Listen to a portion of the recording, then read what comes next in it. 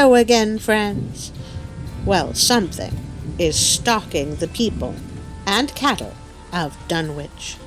Something really big, with a taste for blood. Well, what could it possibly be? I have no idea. So, let's find out together as we continue with the Dunwich Horror. In the meantime, a quieter, yet even more spiritually poignant phase of the horror had been blackly unwinding itself behind the closed door of a shelf-lined room in Arkham. The curious manuscript record or diary of Wilbur Whately, delivered to Miskatonic University for translation, had caused much worry and bafflement among the experts in languages both ancient and modern, its very alphabet notwithstanding a general resemblance to the heavily shaded Arabic used in Mesopotamia, being absolutely unknown to any available authority. The final conclusion of the linguists was that the text represented an artificial alphabet, giving the effect of a cipher, though none of the usual methods of cryptographic solution seemed to furnish any clue, even when applied on the basis of every tongue the writer might conceivably have used. The ancient books taken from Whately's quarters were absorbingly interesting, and in several cases promising to open up new and terrible lines of research among philosophers and men of science, were of no assistance whatever in this matter. One of them, a heavy tome with an iron clasp, was in another unknown alphabet. This one of a very different cast, and resembling Sanskrit more than anything else. The old ledger was at length given wholly into the charge of Dr. Armitage, and both because of his peculiar interest in the Whately matter, and because of his wide linguistic learning and skill in the mystical formula of antiquity and the Middle Ages. Armitage had an idea that the alphabet might be something esoterically used by certain forbidden cults which have come down from old times, and which have inherited many forms and traditions from the wizards of the Saracenic world. That question, however, he did not deem vital, since it would be unnecessary to know the origin of the symbols if, as he suspected, they were used as a cipher in a modern language. It was his belief that, considering the great amount of text involved, the writer would scarcely have wished the trouble of using another speech than his own, save perhaps in a certain special formula and incantations. Accordingly, he attacked the manuscript with the preliminary assumption that the bulk of it was in English. Dr. Armitage knew, from the repeated failures of his colleagues, that the riddle was a deep and complex one, and that no simple mode of solution could merit even a trial. All through late August, he fortified himself with the massed lore of cryptography, drawing upon the fullest resources of his own library, and waiting night after night amidst the arcana of Trithemius's Polygraphia, Giambattista's Portia de Furtivis Literarium Notus, de Venier's Trait de Chiffon, Falconer's Cryptomnesia, Patafacta, Davies, and Thicknesses, 18th century treatises, and such fairly modern authorities as Blair, von Martin, and Kluber Cryptographic. Say that 3 times fast. He interspersed his study of the books with attacks on the manuscript itself, and in time became convinced that he had to deal with one of those subtlest and most ingenious of cryptograms, in which many separate lists of corresponding letters are arranged like the multiplication table, and the message built up with arbitrary key words known only to the initiated. The older authorities seemed rather more helpful than the newer ones, and Armitage concluded that the code of the manuscript was one of great antiquity, no doubt handed down through a long line of mystical experiments. Several times he seemed near daylight, only to be set back by some unforeseen obstacle. Then, as September approached, the clouds began to clear.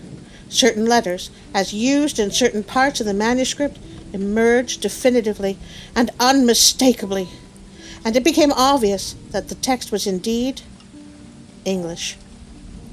On the evening of September 2nd, the last major barrier gave way, and Dr. Armitage read for the first time a continuous message of Wilbur Whately's annals. It was, in truth, a diary, as all had thought, and it was couched in a style clearly shewing the mixed occult erudition and general illiteracy of the strange being who wrote it. Almost the first long passage that Armitage deciphered, an entry dated November 26, 1916, proved highly startling and disquieting. It was written, he remembered, by a child of 3.5, who looked like a lad of 12 or 13. Today learned the Aklo for the Sabbath, it ran, which did not like, it being answerable from the hill and not from the air. That upstairs more ahead of me than I had thought it would be, and it is not like to have much earth-brain. Shot Elam Hutchins' collie, Jack, when he went to bite me. And Elam says he would kill me if he dast. I guess he won't. Grandfather kept me saying the Doe formula last night, and I think I saw the inner city at the second magnetic poles, and I shall go to those poles when the earth is cleared off, if I can't break through with the Dohna formula when I commit it. They, from the air, told me at Sabbat that it will be years before I can clear off the earth, and I guess Grandfather will be dead then, so I shall have to learn all the angles of the planes and all the formulas between the Yor and the Nehagner. They from outside will help, but they cannot take body without human blood. The upstairs looks it will have the right cast. I can see it a little when I make the Vor sign or blow the power of Ibn Gaza at it, and it is near like them at May Eve on the hill. The other face may wear off some. I wonder how I shall look when the earth is cleared, and there are no earth beings on it. He that came with the Aklo Sabbath said I may be transfigured, there being much of the outside to work on. Morning found Dr. Armitage in a cold sweat of terror and a frenzy of wakeful concentration. He had not left the manuscript all night, but sat at his table under the electric light, turning page after page with shaking hands as fast as he could decipher the cryptic text. He had nervously telephoned his wife he would not be home, and when she brought him a breakfast from the house, he could scarcely dispose of a mouthful. All that day he read on, now and then halted maddeningly as a reapplication of the complex key became necessary. Lunch and dinner were brought him, but he ate only the smallest fraction of either. Toward the middle of the night he drowsed off in his chair, but soon woke out of a tangle of nightmares almost as hideous as the truths and menaces to man's existence that he had uncovered. On the morning of September 4th, Professor Rice and Dr. Morgan insisted on seeing him for a while, and departed, trembling and ashen gray. That evening he went to bed, but slept only fitfully. Wednesday. The next day he was back at the manuscript, and began to take copious notes, both from the current sections and from those he had already deciphered. In the small hours of that night he slept a little, in an easy chair in his office, but was at the manuscript again before dawn. Sometime before noon, his physician, Dr. Hartwell, called to see him, and insisted that he cease work. He refused, intimating that it was of the most vital importance for him to complete the reading of the diary, and promising an explanation in due course of time. That evening, as twilight fell, he finished his terrible perusal and sank back exhausted. His wife, bringing his dinner, found him in a half-comatose state, but he was conscious enough to warn her off with a sharp cry when he saw her eyes wander toward the notes he had taken. Weakly rising, he gathered up the scribbled pages and sealed them in a great envelope, which he immediately placed inside his coat pocket. He had sufficient strength to get home, but was so clearly in need of medical aid that Dr. Hartwell was summoned at once. As the doctor put him to bed, he could only mutter over and over again, "But what, in God's name, can we do?" Dr. Armitage slept, but was partly delirious the next day. He made no explanations to Hartwell, but in his calmer moments spoke of the imperative need of a long conference with Rice and Morgan. His wilder wanderings were very startling indeed, including frantic appeals that something in a boarded-up farmhouse be destroyed, and fantastic references to some plan for the extirpation of the entire human race, and all animal and vegetable life from the earth by some terrible elder race of beings from another dimension.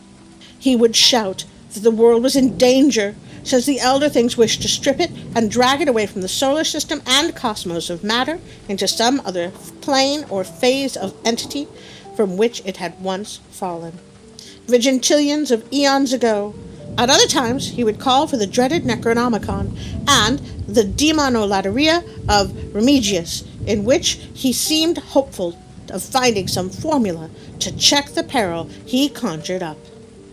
"Stop them! Stop them!" he would shout. "Those Waterleys meant to let them in, and the worst of all is left. Tell Rice and Morgan we must do something.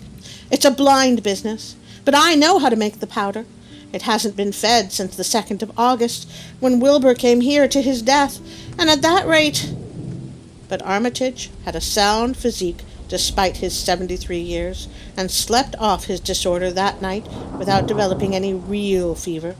He woke late Friday, clear of head, though sober with a gnawing fear and a tremendous sense of responsibility. Saturday afternoon he felt able to go over to the library and summon Rice and Morgan for a conference. And the rest of that day and evening the three men tortured their brains in the wildest speculation and the most desperate debate.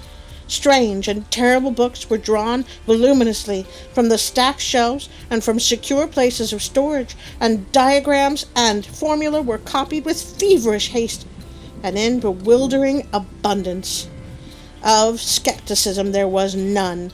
All three had seen the body of Wilbur Waterley as it lay on the floor in the room of that very building, and after that not one of them could feel even slightly inclined to treat the diary as a madman's ravings. Opinions were divided as to the notifying of the Massachusetts State Police, and the negative finally won.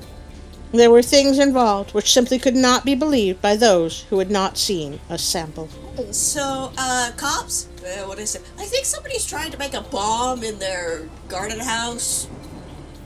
Have to check it out. Regulation says even if it's fake, gotta check it out. I think that they would end up as dinner for the Thing. Okay, they're planning a terrorist organization, and I think some of them might still be there. Bring guns. That could work. As, indeed, was made clear during subsequent investigations. Late at night the conference disbanded without having developed a definitive plan. But all day Sunday Armitage was busy, comparing formula and mixing chemicals obtained from the college laboratory. The more he reflected on the hellish diary, the more he was inclined to doubt the efficacy of any material agent in stamping out the entity which Wilbur Waterley had left behind him.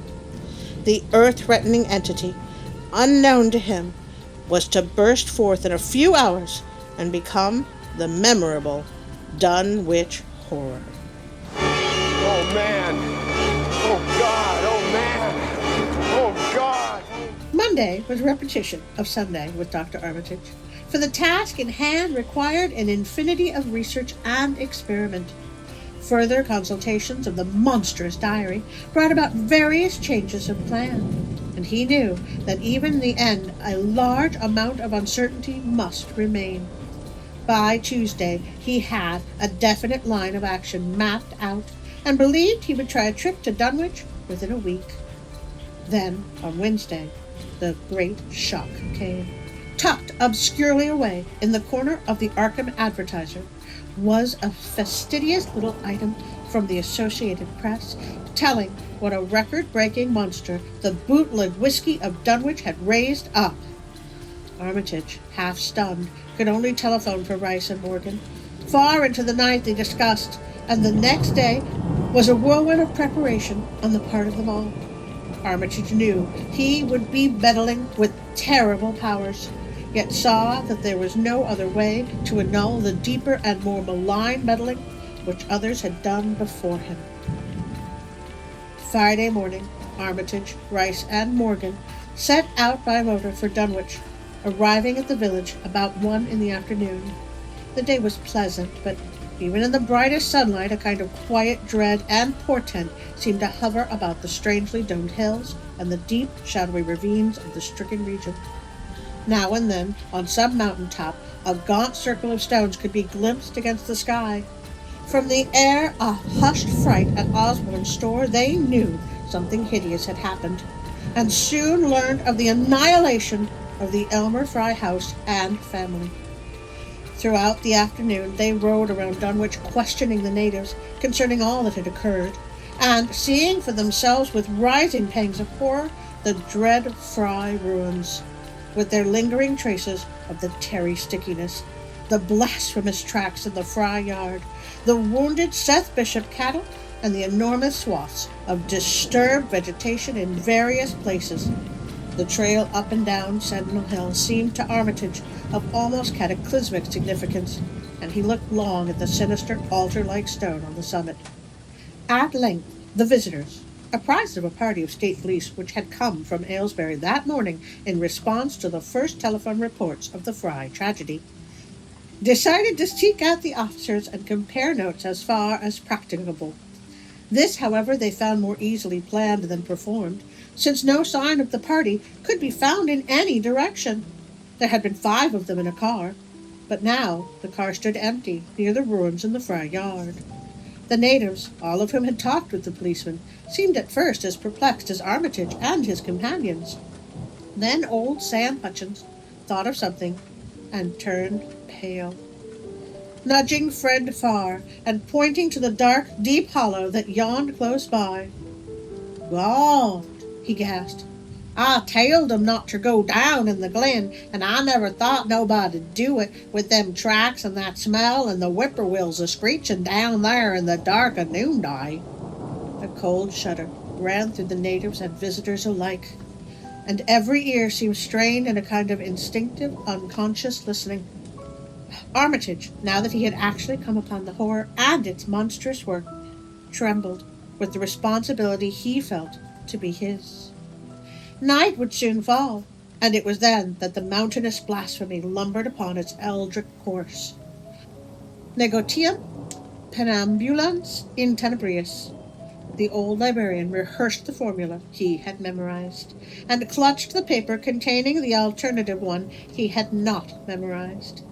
He saw that his electric flashlight was in working order. Rice, beside him, took from a valise a metal sprayer of the sort used in combating insects, whilst Morgan uncased the big game rifle on which he relied, despite his colleagues' warnings that no material weapon would be of help. Armitage, having read the hideous diary, knew painfully well what kind of manifestation to expect. But he did not add to the fright of the Dunwich people by giving any hints or clues. He hoped that it might be conquered without any revelation to the world of the monstrous thing it had escaped. As the shadows gathered, the natives commenced to disperse homeward, anxious to bar themselves indoors despite the present evidence that all human locks and bolts were useless before a force that could bend trees and crush houses when it chose. They shook their heads at the visitors' plan to stand guard at the Fry ruins near the glen, and as they left had little expectancy of ever seeing the watchers again. There were rumblings under the hills that night, and the whippoorwills piped threateningly. Once in a while a wind sweeping up out of the cold spring glen would bring a touch of ineffable fetor to the heavy night air, such a fetor as all 3 of the watchers had smelled once before, when they stood above the dying thing that had passed for 15 years and a half as a human being. But the looked-for terror did not appear. Whatever was down there in the glen was biding its time, and Armitage told his clients it would be suicidal to try to attack in the dark. Morning came wanly, and the night sounds ceased. It was a gray, bleak day, and now and then a drizzle of rain and heavier clouds seemed to be piling themselves up beyond the hills to the northwest. The men from Arkham were undecided what to do, seeking shelter from the increasing rainfall beneath one of the few undestroyed Fry outbuildings. They debated the wisdom of waiting, or of taking the aggressive and going down into the glen in their quest of their nameless, monstrous quarry. The downpour waxed in heaviness, and distant peals of thunder sounded from far horizons. Sheet lightning shimmered, and then forked bolt blashed near at hand, as if descending into the cursed glade itself. The sky grew very, very dark, and the watchers hoped that the storm would prove a sharp one, followed by clear weather. It was still gruesomely dark when, not much over an hour later, a confused babble of voices sounded down the road. Another moment brought to view a frightened group of more than a dozen men, running, shouting, and even whimpering hysterically. Someone in the lead began sobbing out words. "Run away! Run away!"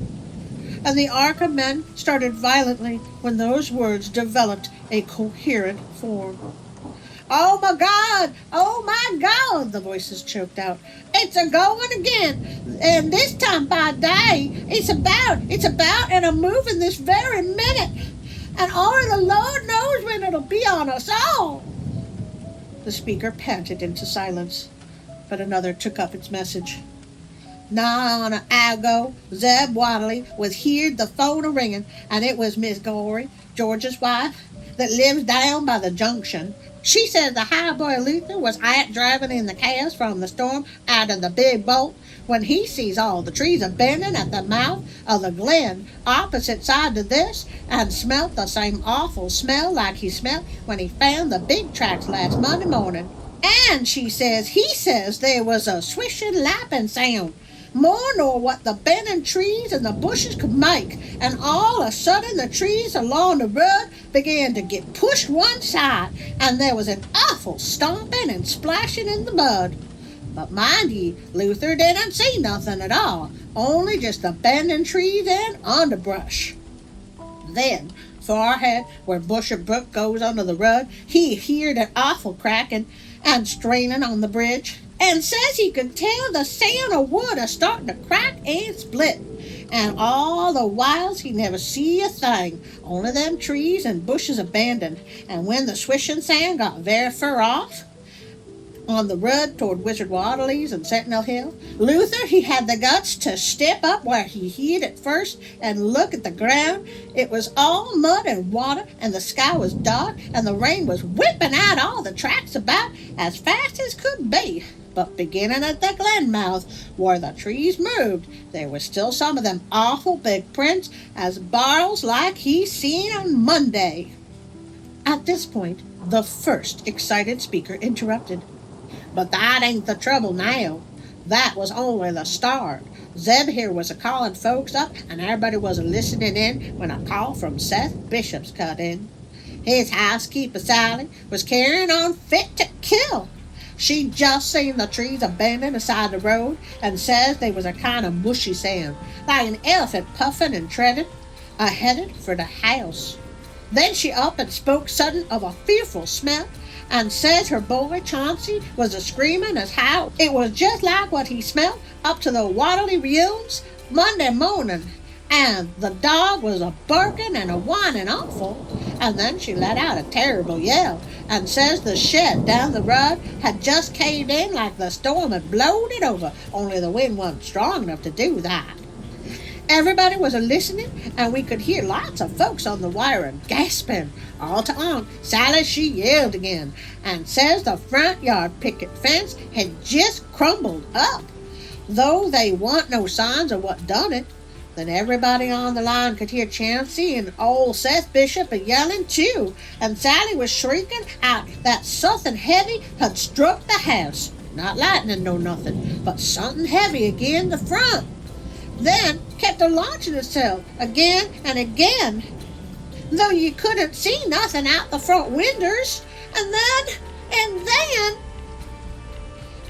Lines of fright deepened on every face, and Armitage, shaken as he was, had barely poise enough to prompt the speaker.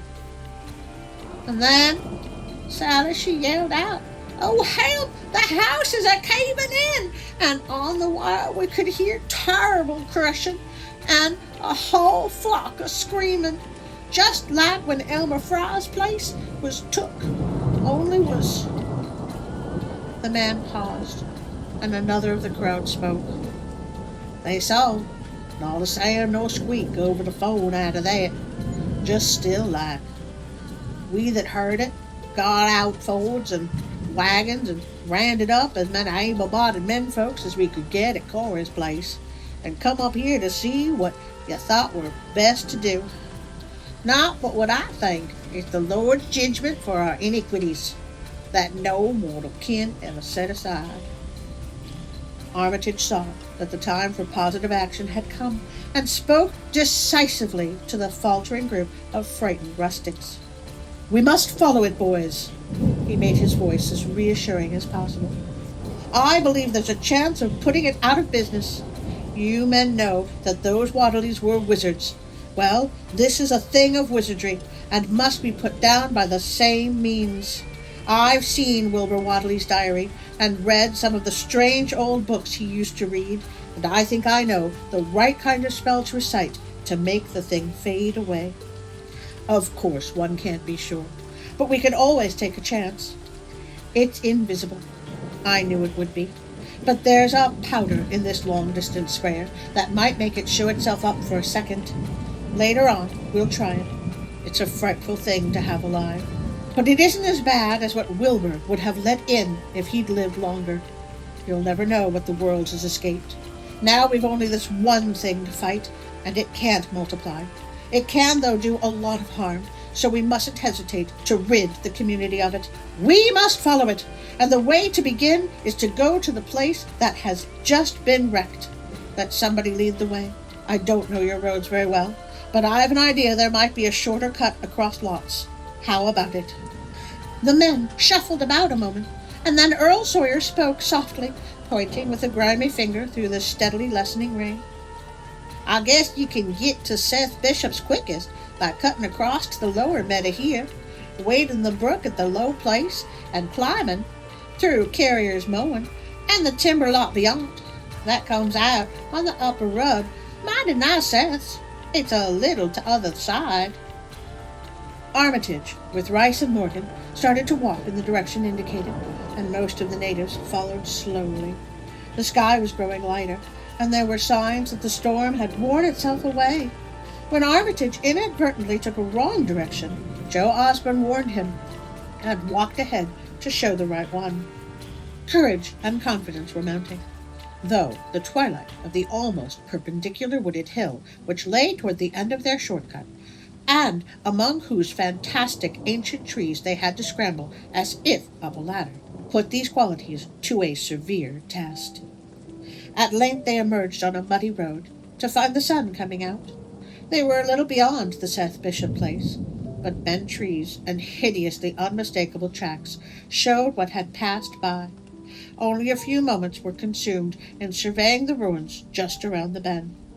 It was the Fry incident all over again, and nothing dead or living was found in either of the collapsed shells which had been the Bishop house and barn. No one cared to remain there amidst the stench and tarry stickiness, but all turned instinctively to the line of horrible prints leading up toward the wrecked Waterley farmhouse and the altar-crowned slopes of Sentinel Hill. As the men passed the site of Wilbur Waddley's abode, they shuddered visibly, and seemed again to mix hesitancy with their zeal. It was no joke tracking down something as big as a house that one could not see, but that had all the vicious malevolence of a demon. Opposite the base of Sentinel Hill, the tracks left the road, and there was a fresh bending and matting visible along the broad swath marking the monster former's route to and from the summit. Armitage produced a pocket telescope of considerable power and scanned the steep green side of the hill. Then he handed the instrument to Morgan, whose sight was keener. After a moment of gazing, Morgan cried out sharply, passing the glass to Earl Sawyer and indicating a certain spot on the slope with his finger. Sawyer, as clumsy as most non-users of optical devices are, fumbled a while, but eventually focused the lenses with Armitage's aid. When he did so, his cry was less restrained than Morgan's had been. "God almighty, the grass and bushes is a-moving! It's a-going up slow-like, creeping up to the tops this minute! Heaven only knows what for!" Then the germ of panic seemed to spread among the seekers. It was one thing to chase the nameless entity, but quite another to find it. Spells might be all right, but suppose they weren't? Voices began questioning Armitage about what he knew of the thing, and no reply seemed quite to satisfy. Everyone seemed to feel himself in close proximity to phases of nature, and being utterly forbidden, and wholly outside the sane experience of mankind. Well, that's the end of the chapter. Seriously? Yeah, we have to wait one more week, and then we'll face it. Somebody needs to find H.P. Lovecraft and shoot him. Well, if you were reading this, you'd just keep going. But I'm reading this, and I'm very tired now, so we're going to stop. I'm going to ask you to do those things that make me happy. The like, and the sharing, and the subscribing, all that fun stuff. Artie is sick right now, so reading this was super fun. I have a runny nose. I would like you to remember the notification bell, because I keep forgetting about it. And, of course, let us thank Pixabay.com for their amazing contributors and all the wonderful good things that I find there for my videos. I also have a Patreon page, and if you would like to join me but you don't have any spare funds right now, don't worry, because the moral supporter level is free. I also have Facebook and Instagram. You will find all the links in the description below. But most of all, I would like to thank you, my friends, for being a part of this with me. It means more than I can say. We're never doing H.P. Lovecraft again. Well, she's not right. We have 2 more. But anyway, after this story. And now for a special thank you to my Patreon friends.